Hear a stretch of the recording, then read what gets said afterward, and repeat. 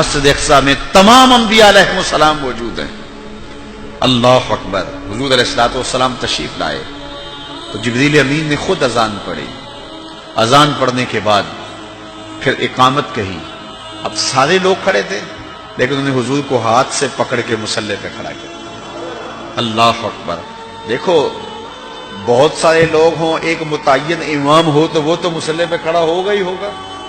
اب آپ سارے لوگ آئے ہیں تو میں نماز پڑھا دوں تو میں تو پڑھاؤں گا ہی پڑھاؤں گا، یہ تو کوئی کمال نہیں نا۔ کمال تو بنتا جب سارے علماء ہوں، پھر پتہ چلتا ہے کون مصلی پہ کھڑا ہوتا ہے۔ اب سارے ہی نبی ہیں، اللہ اکبر۔ ان میں نوح نجی اللہ بھی ہیں، ان میں موسیٰ کلیم اللہ بھی ہیں، ان میں عیسیٰ روح اللہ بھی ہیں، آدم صفی اللہ بھی ہیں، حضرت یوسف علیہ السلام بھی چراغ حسن لیے کھڑے ہیں، صفیں بنی ہوئی ہیں۔ اب پتہ چلے گا نا مصلی پہ کون کھڑا ہوتا ہے۔ فقہی اصول کیا ہے مصلی پہ؟ احق بالامام عالمہم بالسنہ۔ جو جب سارے لوگ پڑھے لکھے ہوں تو پھر امامت کے مصلی پہ کون کھڑا ہوگا؟ ہمارا فقہی اصول یہ ہے کہ جو سب سے بڑا عالم ہوگا وہ مصلی پہ کھڑا ہوگا۔ تو پھر جب سارے نبی کھڑے تھے اور وَعَلَّمَ آدَمَ الْأَسْمَاءَ كُلَّهَا کا تاج بھی سر پہ رکھے ہوئے تھے، لیکن مصلی پہ حضور آئے، اس بات کا اعلان ہے صف انبیاء میں سب سے بڑا عالم ہے تو آمنہ کا لال ہے۔ اچھا سارے اگر عالم ہوں تو پھر امامت کا حقدار کون ہوگا؟ ثم اورعہم، جو سب سے متقی زیادہ ہو وہ مصلی پہ کھڑا ہو۔ اللہ اکبر۔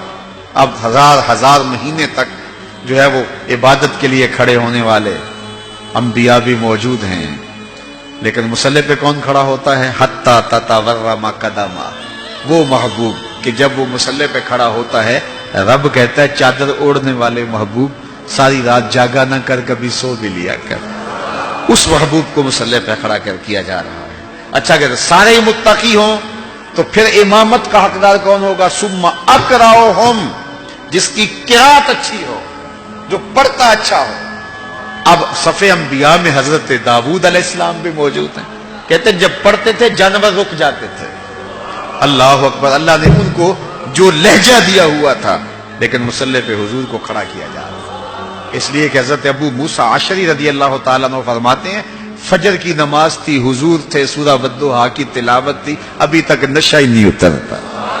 اچھا اگر سارے ہی قاری ہوں تو پھر امامت کا حقدار کون ہے؟ ثم احسنہم وجہا، جو سب سے سونا ہو وہ مصلی پہ آئے گا۔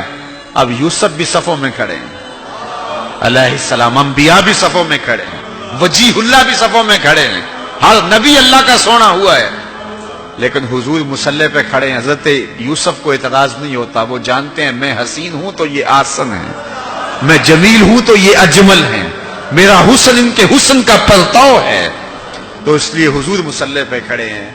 اچھا یہاں ایک بات اور بتاؤں گا اگر آپ کی توجہ ہو، یہ جو میں نے آپ کے سامنے ضابطہ بیان کیا ہے یہ استحبابی ضابطہ ہے، اس کے برعکس بھی ہو جائے تو نماز ہو جائے گی۔ بڑا سونا جمیل حسین پیچھے کھڑا ہو اور کالے رنگ کا جو ہے وہ نقوش بھی خوبصورت نہیں ہے آگے کھڑا ہو تو نماز ہو جائے گی، کوئی حرج نہیں ہے۔ اچھا قاری پیچھے کھڑا ہو، کم درجے کا قاری مصلی پہ کھڑا ہو، نماز ہو جائے گی۔ بڑا پڑھا لکھا عالم دین پیچھے کھڑا ہو، کم درجے کا عالم آگے کھڑا ہو، نماز پھر بھی ہو جائے گی۔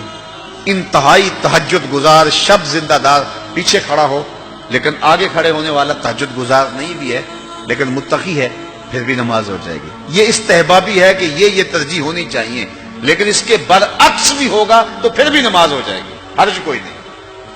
لیکن ایک وصف ایسا ہے، ایک ترجیح ایسی اگر وہ نہیں ہوگی تو نماز ہی نہیں ہوگی، اور وہ کیا ہے؟ جنسی تفوق۔ اس کی ایک مثال میں آپ کے سامنے رکھتا ہوں۔ ماں افضل ہے یا بیٹا؟ ماں۔ پھر ماں قاریہ بھی ہو بیٹا قاری نہ ہو، ماں عالمہ بھی ہو بیٹا عالم، ماں حافظہ بھی ہو بیٹا حافظ نہ ہو، اور ماں متقیہ بھی ہو بیٹا متقی بھی نہ ہو، اور ماں سب سے زیادہ پڑھی لکھی ہو اور بیٹے اس درجے پہ نہ ہو، اور پھر ماں ہونے کے ناطے سے شرف بھی ہے۔ اب گھر میں بیٹے کوئی ماں کے پاؤں دبا رہا تھا، کوئی ماں کے کندھے دبا رہا تھا، کوئی ہاتھ چوم رہا تھا، چلتے چلتے اذان ہو گئی، باہر شدید بارش ہو رہی تھی، پروگرام بن گیا گھر میں نماز پڑھا لیں۔ مصلی پہ کون کھڑا ہوگا؟ ماں یا کوئی بیٹا؟ افضل کون ہے؟ ماں۔ قاریہ بڑی کون ہے؟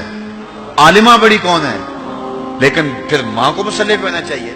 کیوں ماں مصلی پہ کھڑی نہیں ہوتی؟ ایک وصف ایسا ہے جو ماں میں نہیں، اور وہ کیا ہے؟ جنسی تفوق اس کو حاصل نہیں۔ الرجال قوامون علی النساء، مردانہ پن زنانہ پن سے افضل ہے، رجولیت نسوانیت سے افضل ہے۔ تو رجل ہونا، مرد ہونا، مردانہ پن، یہ وہ وصف ہے جس نے ماں کو پیچھے کر دیا، بیٹے کو آگے کر دیا۔ عزت اپنی جگہ، سلوٹ اپنی جگہ، سلام اپنی جگہ، علم اپنی جگہ، زہد تقویٰ اپنی جگہ۔ بیٹے کہیں گے امی ہاتھ جڑے ہیں، تیرے پاؤں بھی چومتے ہیں، تیرے تلووں کا دہن بھی پیتے ہیں، لیکن یہ ہماری مجبوری ہے، مصلی پہ ہم نے جانا ہے، اس لیے کہ جنسی طور پہ فضیلت ہمیں حاصل ہے۔ میں کہتا ہوں سارے فضائل حضور کو حاصل تھے، سارے کمال حضور کو حاصل تھے، سارے نبی بھی پیچھے کھڑے ہو گئے، جبریل ہاتھ باندھ کے عرض کرتا حضور ساری عظمتیں اپنی جگہوں پہ، لیکن میری مجبوری ہے کہ میں نور ہوں اور آپ بشر ہیں، اس لیے مصلی پہ کھڑا ہونا میرا حق ہے، مجھے جنسی تفوق حاصل ہے، میری مجبوری ہے، ادب سے ہاتھ باندھ کے عرض کرتا ہوں آگے کھڑا ہونا میری مجبوری ہے۔ لیکن جبریل اقامت پڑھ کے پیچھے کھڑے ہو گئے، حضور کو آگے کھڑا کرے کے اس بات کا اعلان کیا کہ وصفی اعتبار سے بھی حضور افضل ہیں، جنسی اعتبار سے بھی حضور